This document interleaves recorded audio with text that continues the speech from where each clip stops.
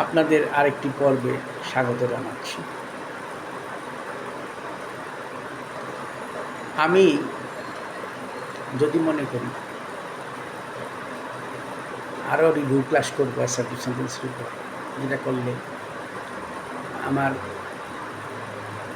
এই পর্বটি আরও ক্লিয়ার হবে আপনাদের কাছে। আমি সবসময় রিভিউ ক্লাস করব যখনই মনে হয়।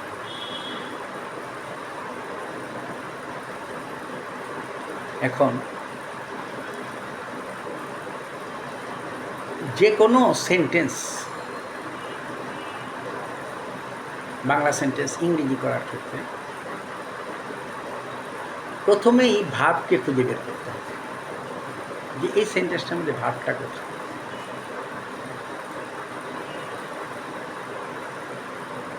ভার্বটা খুঁজে বের করতে হবে। অনেক সময় ভার্ব উজ্জ্ব থাকে, হয় দিয়ে বললাম যে সে ভালো ছেলে, এই মধ্যে ভার্বটা বাংলা বাক্যে আমরা ব্যবহার করি না, এমনিতেই বলি, হ্যাঁ। কিন্তু এখানে ধরে নিতে হবে যে হয়ের নামে একটা ভার্ব আছে। ভার্ব খুঁজে বের করার পরে নেক্সট কাজটা কী হবে, সেটা যত বড় সেন্টেন্স, ভেঙে ভেঙে সেন্টেন্স করতে হবে।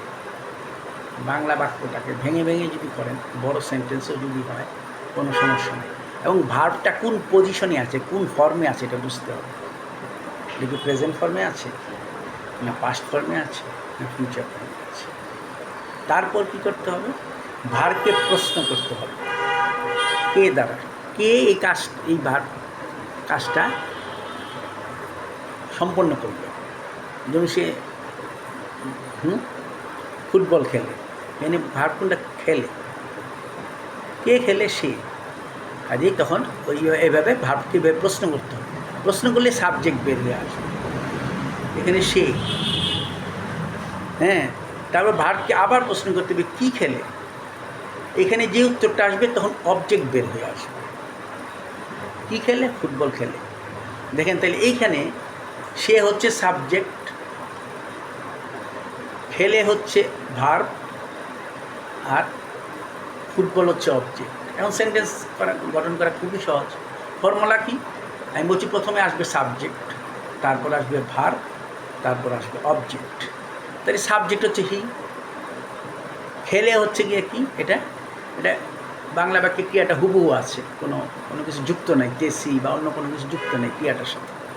তাইলে কী হবে, ক্রিয়াটার প্রেজেন্ট ফর্মটা হবে। খেলে শব্দ শুনে বুঝি, আর যদি বলি এখন খেলে, তাহলে তো আরও ক্লিয়ার হয় জিনিসটা, যে এটা এখন, এটা কারেন্ট খেলা, এখন খেলে, তাই না। তাহলে কী হচ্ছে, খেলেটা হচ্ছে বর্তমান বুঝেছে, প্রেজেন্ট ফর্ম। তাহলে এটা কী হবে, প্লে হবে, প্লে হবে না। কিন্তু যেহেতু সাবজেক্টটা হি, তাহলে কী হবে, কিন্তু বলেছি প্লেস হবে, হ্যাঁ হ্যাঁ, প্লেস। তারপর কী হবে, ভার্ব গেল গিয়ে, সাবজেক্ট বললাম, ভার্ব বললাম, অবজেক্টটা কোনটা বলছি, অবজেক্ট হলো ফুটবল। He plays football. তারপর কী হবে, যদি এখন বলি নাও, যদি এখন শব্দটা থাকে আর না, এইভাবে কিন্তু ফর্মেট। এটা আমি যে সহজভাবে দিচ্ছি, হ্যাঁ, প্রথমে তো সহজভাবেই দিতে হবে, হ্যাঁ। তারপর বড় বড় সেন্টেন্স আমি পরবর্তীতে যখন নাকি ধাপে ধাপে অগ্রসর হব, বড় বড় সেন্টেন্সগুলোকে আমি ভেঙে ভেঙে দেখাবো আপনাদের। সাবজেক্ট কোনটা, ভার্ব কোনটা, অবজেক্ট কোনটা। এটা নেগেটিভ ফর্মটা কী হবে, সে ফুটবল খেলে না। Third person singular number, remember this. তাহলে কী হবে জানেন আপনারা, তাই না। এটা নিয়ে তবে একটু টাচ করে যাই। হি ডাজ নট প্লে ফুটবল। এখানে শুধুমাত্র যেহেতু নেগেটিভের ক্ষেত্রে কি হবে, ডু বা ডাজ আসবে, আর সাথে নট তো আসবেই যেহেতু নেগেটিভ, হ্যাঁ। তাহলে এবং সেটা মূল ভার্বের আগে বসবে সেটিংটা, কিন্তু সাবজেক্টের পরে বসবে। তাহলে he does not play football. You বলি তাহলে you do not play football, আর অ্যাফার্মেটিভ প্রুফ হবে ইউ প্লে ফুটবল নাও, একই জিনিস। আচ্ছা, ইয়েস্টারডে দিয়ে যদি কোনো শব্দ হয়, সেন্টেন্স হয়, ইয়েস্টারডে দিয়ে বললে কিন্তু আমরা বুঝতে পারি যেটা অতীতকাল। কাজে এই অতীতকালের যদি আপনার সেন্টেন্সটা আপনি বর্তমানকালের প্রেজেন্ট ফর্ম দিয়ে করেন, সেটা কিন্তু ইটস এ গ্রেট মিস্টেক, হবে না। কাজে সেন্টেন্সের শব্দের চয়ন দেখেই বুঝতে হবে এটা কোন ফর্মে আছে।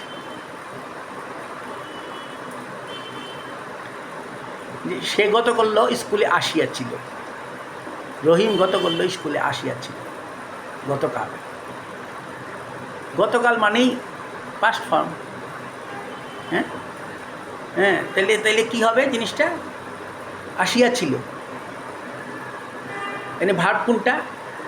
আসিয়াছিল, এটা একটা কাজ। তাহলে হচ্ছে ভার্ব হচ্ছে আসিয়াছিল। কে আসিয়াছিল? রহিম। সাবজেক্ট, আমরা সাবজেক্ট পেয়ে গেলাম, ভার্ব পেয়ে গেলাম। কী আসিয়াছিল এটা কিন্তু উত্তর নাই এখানে, কিন্তু এই এই এই এইটার কোনো অবজেক্ট নেই। অবজেক্ট ছাড়াও কিন্তু অনেক সেন্টেন্স আছে। হ্যাঁ, এখানে অবজেক্ট নেই, কিন্তু সে আসিয়াছিল স্কুলে গতকাল। জিনিসটা এইভাবে ফরমেশন হবে। তাইলে কী হবে? সাবজেক্ট, ভার্ব এবং অবজেক্ট বা অন্যান্য। অবজেক্টে থাকতে হবে অন্যান্য আসবে। তাহলে হি কেম টু স্কুল গতকাল, ইয়েস্টারডে। আমি যদি বলি এখন এটা নেগেটিভ ফর্ম কী হবে? নেগেটিভ ফর্ম হবে, নেগেটিভে নট আসবে। আর এটা যেহেতু পাস্ট ফর্মে আছে, ডিড আসবে, এবং সেটা মূল ভার্বের ঠিক আগে বসবে, কিন্তু সাবজেক্টের পরে বসবে। সেটিংসটা কিন্তু ইম্পর্ট্যান্ট। আপনি he came to school yesterday, he yesterday school came হবে না তো। ওয়ার্ডের সেটিংসটা কিন্তু কারেক্টলি ই হবে, সর্টিংটা কারেক্টলি হতে হবে। কাজে এইখানে তাহলে কি বলছিলাম? নেগেটিভ হবে he did not come, present form. Did দিলে এখানে কিন্তু ডিড যদি আপনি উল্লেখ করেন তাহলে কিন্তু এখানে আর কেম থাকবে না, কাম হয়ে যাবে, প্রেজেন্ট ফর্ম হয়ে যায়। Did came, it's a wrong, great mistake. আপনি যদি বলেন he did not came to school yesterday, এটা কিন্তু রং। আপনাকে বলতে হবে he did not come to school yesterday. Did নটের পরে সাবজেক্টের পরে ডিড নট আসলো, ডিড নটের পরে ভার্বের প্রেজেন্ট ফর্ম আসবে। যেহেতু ডিড শব্দটা পাস্ট ফর্ম, কাজে এখানে আর কেম হবে না, কাম হবে। He did not come to school yesterday. সে আগামীকাল ঢাকা যাবে। আগামীকাল মানেই কিন্তু ফিউচার, বুঝতে হবে। আগামীকাল থাকলে এটা অবশ্যই ফিউচার, কাজে এটা আপনাকে ফিউচার ফর্মেই করতে হবে। আর যাবে দিয়েও বোঝা যায় এটা ফিউচার। তাহলে কি হবে? এখানে ভার্ব কোথায়? যাবে, ক্রিয়াটা, করা যাওয়া হওয়া যাবে। তাই আমি ভার্বটা পেয়ে গেলাম, যাবে। প্রশ্ন করেন কে যাবে? সে বা করিম। হ্যাঁ, তাহলে করিম বা সে, এটা সাবজেক্ট। সাবজেক্টও পেয়ে গেলাম, ভার্বও পেয়ে গেলাম। কি যাবে? ঢাকা যাবে তো হয় না, না কোথায় যাবে ঢাকা? এই কাজে এখানে কিন্তু অবজেক্ট নেই। অবজেক্ট ছাড়াও কিন্তু সেন্টেন্স হয়, এটাকে ইন্টেনজেটিভ ভার্ব বলা হয় এখানে। হ্যাঁ, গোটা ইন্টেনজেটিভ ভার্ব। যাই হোক, এগুলি তো বলবো না এখন। আস্তে আস্তে ধীরে ধীরে আমি পরে গ্রামার পোর্শনে যাব, কিন্তু এখন যাব না। আমি এখন প্রাথমিক ধারণার জন্য আপনাদের আমি একটু শূন্য থেকে শুরু করতে চাই। তাহলে কি হবে? সে আগামীকাল ঢাকা যাবে। তাইলে আমি ফরমেশন করি প্রথম সাবজেক্ট হি, তারপর যদি ফিউচার টেন্স হইলে কী হবে? ফিউচার ফর্ম যদি হয়, আমি টেন্স বলবো না, ফিউচার ফর্ম যদি হয় তাহলে কী হবে? যেহেতু ফিউচার ফর্মে ভার্ব আছে, ভার্বটা সিম্পলভাবে আসে, সিম্পল ফিউচার ফর্ম, কাজে ভার্বের প্রেজেন্ট ফর্ম আসবে গো।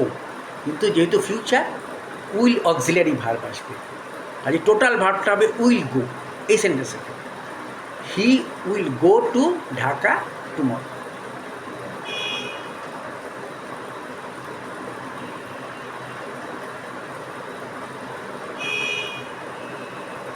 এভাবে করে সেন্টেন্সগুলো গঠন করতে হবে। আচ্ছা, এখন আরেকটা বিষয় দেখেন, হ্যাড বা হ্যাজ। আমার একটি বাড়ি আছে, কি হবে? ঢাকায় আমার একটি বাড়ি আছে। I have a house in Dhaka. আমার একটি বাড়ি ছিল। I had a house in Dhaka. ছিল মানে এখন নাই, তাই না? এগুলো দেখেন, আছে হইলে এটা প্রেজেন্ট ফর্ম বোঝা যাচ্ছে, ছিল হইলে এটা পাস্ট ফর্ম বোঝা যাচ্ছে। এখানে ছিল বা আছে কিন্তু ডুইং ভার্ব না, এগুলি হ্যাভ বা, এটা বলেছিলাম আমাদের, হ্যাঁ, হ্যাভ বা হ্যাড হচ্ছে মেইন ভার্ব হিসাবে কাজ করবে। এখানে সাবজেক্টকে সাবজেক্টকে সহজেই বোঝা যায়, আমিটা হচ্ছে সাবজেক্ট, হ্যাঁ, আমি, তাহলে আই, তারপর হ্যাভ হবে যে আছের ক্ষেত্রে, আর পাস্টের ক্ষেত্রে হ্যাড হবে। I have a house in Dhaka. কোথায়? Dhaka. I had a house in Dhaka, ছিল অর্থে হ্যাড হবে। Thank you. নেক্সট টাইমে আবার দেখা হবে। ভালো থাকবেন আপনারা সবাই।